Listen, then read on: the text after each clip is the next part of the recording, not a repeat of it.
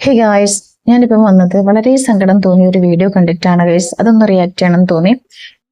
മറ്റൊന്നുള്ള നമ്മളെ രേണുസുതിന്റെ കാര്യം തന്നെയാണ്.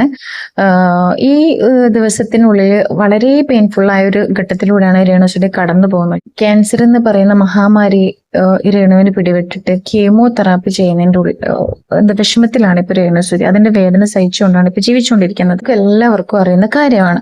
പക്ഷെ ഇന്നലെ ഞാൻ ഒരു വീഡിയോ അപ്ലോഡ് ചെയ്തിട്ടുണ്ടായിരുന്നു. മുടിയൊക്കെ പോയ രേണുവിനെ കണ്ടിട്ട് എനിക്ക് ഭയങ്കര ഫീൽ ആയിട്ട് എടുത്തൊരു വീഡിയോ അത്. അപ്പോൾ അതിന്റെ ഒരു 2 ദിവസം 3 ദിവസം മുന്നേ മറ്റോ ആ മുടി കട്ട് ചെയ്യുന്നതിന്റെ 1 ദിവസം മുന്നേ മറ്റോ ഇട്ട വീഡിയോ ആണ്.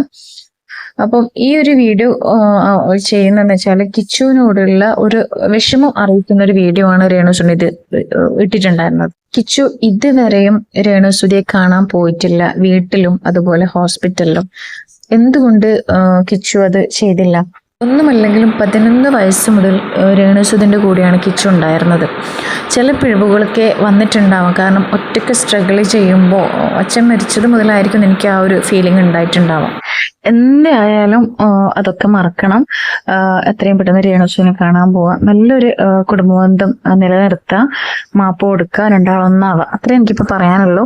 എന്തായാലും രേണുസുതിനെ കുറിച്ച് പറയുന്നത് നമുക്കൊന്ന് കേട്ടോക്കാം. 11 വയസ്സ് തൊട്ട് നോക്കിയ ഒരു കുട്ടിയുണ്ട്, അവൻ ഇതുവരെ തിരിഞ്ഞു കയറിയിട്ടില്ല. എൻ്റെ ഈ ചാനലിൽ കൂടെ ഞാനിത് പറഞ്ഞാൽ ഇത് വലിയ വിവാദമാകുമെന്ന് എനിക്കറിയാം. പക്ഷെ വിവാദമാക്കാൻ പറഞ്ഞതല്ല. അവനോട് എനിക്ക് കുഴപ്പമില്ല, ക്ഷമിക്കുക. ആരും അത് വിവാദമാക്കരുത്. എനിക്ക് എൻ്റെ ഋതപ്പൻ എന്നെ അന്വേഷിക്കുന്നുണ്ട്. എനിക്ക് ഈ ചാനലിൽ കൂടെ നിങ്ങൾ പറഞ്ഞത് നിങ്ങൾ തെറ്റിദ്ധരിച്ചു. ഒരുപാട് പേര് എന്നോട് ചോദിച്ചു വന്നോ എന്ന്. കിച്ചു ഇല്ല, വന്നിട്ടില്ല. എന്തോ ഫേക്ക് ന്യൂസ് ആയിരുന്നു. എന്തോ ആകട്ടെ, കിടക്കുമ്പോഴത്തേനൊന്ന് വന്ന് കാണാൻ ആർക്കാണെങ്കിലും എത്രയോ പേര് എന്നെ സ്നേഹിക്കുന്നു, എത്രയോ എവിടെ നിന്നൊക്കെ വന്ന്. പിന്നെ എനിക്ക് ഇൻഫെക്ഷൻ പറ്റാത്തതുകൊണ്ട് മാസ്ക് ഒക്കെ വെച്ചിട്ടാണ് എൻ്റെ റൂമിൽ വാതിൽ നിൽക്കുന്നത്. എനിക്ക് ഒത്തിരി കൈത്താങ്ങൽ, എനിക്ക് ഈ അവസരത്തിൽ ഒത്തിരി കൈത്താങ്ങൽ എൻ്റെ എൻ്റെ ചേച്ചി, എൻ്റെ ചേട്ടൻ, എൻ്റെ അമ്മ, എൻ്റെ പപ്പ. ഞാനൊന്ന് കരയുമ്പോൾ ഓടി വരും അവർ. അതുപോലെ എൻ്റെ മാനേജർ കരീഷ്മ, മാനേജർ എന്ന് ഞാൻ പറയുന്നില്ല. അതുപോലെ എൻ്റെ സഹോദരൻ, ഇപ്പം ഈ ക്യാമറ എടുക്കുന്ന എൻ്റെ ഒരു സഹോദരനാണ്. അവനൊരു പ്രതിഫലം പോലും ചോദിക്കാതെ. പക്ഷെ എനിക്ക് ഇവരോടൊക്കെ എങ്ങനെയാണ് നന്ദി പറയേണ്ടതെന്ന് എനിക്ക് പിന്നെ അപ്പുറത്തെ തിരുമേനിയുടെ കൂടെയുള്ള കുട്ടി, അതുപോലെ ഒരുപാട് പേരെന്നെ സ്നേഹിക്കുന്നവരുണ്ട്. അതിൻ്റെ ഇടയ്ക്ക് വാശി കയറി അങ്ങോട്ടും ഇങ്ങോട്ടും വിവാദങ്ങൾ ഉണ്ടാക്കുന്നവരുമുണ്ട്. എനിക്കൊന്നും പറയാനില്ല. ആർക്ക് ക്യാൻസർ രോഗം വരരുത് എന്ന് മാത്രമേ ഞാൻ പ്രാർത്ഥിക്കുന്നുള്ളൂ. ചിറകുകളിൽ അനശ്വര തീരത്തു ഞാൻ ചെന്നു, അനവരതം ദൂതർ സ്ഥിതി ചെയ്യും നാഥനെ ആനന്ദത്തോടെ ഞാൻ കണ്ടു.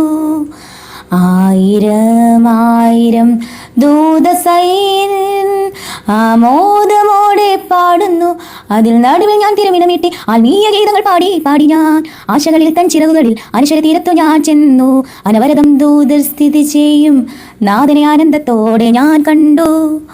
Welcome back to my YouTube channel. അപ്പോൾ ഈ ഗാനമാണ് എന്നെ ഈ ആഴ്ച മുഴുവനും, സത്യം പറഞ്ഞാൽ ഈ ഫസ്റ്റ് കീമോ സ്റ്റാർട്ട് ചെയ്തപ്പോൾ എന്നെ വഴി നടത്തിയ ഒരു സോങ് എന്ന് പറഞ്ഞാൽ ഈ സോങ് എനിക്ക് നൊസ്റ്റു തന്നെയാണ്. ഞങ്ങളുടെ പണ്ടത്തെ ഒരു ആൻറ്റി ഉണ്ട്, അങ്കിളുണ്ട്, ജോയി അങ്കിളും ബെറ്റി ആൻറ്റിയുടെ ആങ്ങള രാജു മാവിലക്കര അങ്കിളും വൈഫും പാടിയ പാട്ടാണ്. അപ്പം അവരൊക്കെ അപ്പോൾ ഇതുപോലൊക്കെ തള്ളി നിൽക്കുകയാണ് രേണുസുതി അവരുടെ ജീവിതം. പാട്ടുപാടിയും അതുപോലെ അങ്ങനെയൊക്കെ എന്താ പറയുക റീല് ചെയ്തു, അങ്ങനെയൊക്കെയാണ് മനസ്സമാധാനം കണ്ടെത്തുന്നത്. അപ്പൊ അത്രയും പെട്ടെന്ന് കിച്ചു പോയി രണ്ടാളും കൂടി എന്താ പറയാ ഒന്നാവട്ടെ. അതായിട്ട് എനിക്ക് പറയാനുള്ളൂ. എന്റെ വീഡിയോ എന്തായാലും ഇത്രയേ ഉള്ളൂ ഗേൾസ്. നെക്സ്റ്റ് എടുക്കാൻ പോലെ ബൈ.